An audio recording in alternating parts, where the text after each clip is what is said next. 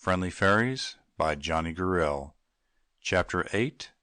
The Old Rough Stone and the Gnarled Tree. A great stone lay beneath a gnarled old tree.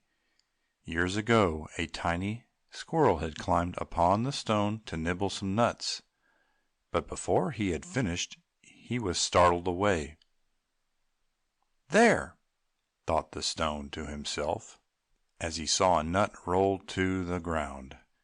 "Now that nut will take root and grow into a tree, and I will have to lie here for ages beneath its branches.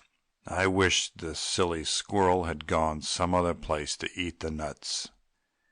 When the little nut took root and sent its tiny shoots up into the air, the old rough stone said, "There, I knew it!" and he disliked the tree from that time on. The old rough stone watched the tiny tree shoot grow and grow until it grew into an enormous tree. "Just see how he pushes me into the air with his roots," the old rough stone said to himself. When the gnarled tree was covered with leaves in the summer time, the old rough stone said, "Just see how he hides the blue sky from my view." And in the winter, when the leaves of the tree were bare, the old rough stone said, "Just see how he lets the snow and the cold rain fall right on me." One night during a heavy storm the old rough stone heard a crash, and in the morning he saw the gnarled tree lying on the ground. "Now I shall be all by myself again," he said. Then he counted the rings in the trunk of the gnarled tree until he came to 300, which was as far as he could count. "More than 300 years have passed since that silly little squirrel dropped that nut from which this tree grew," said the old rough stone to himself. Then men came with axes and cut up the tree and carried all of it away.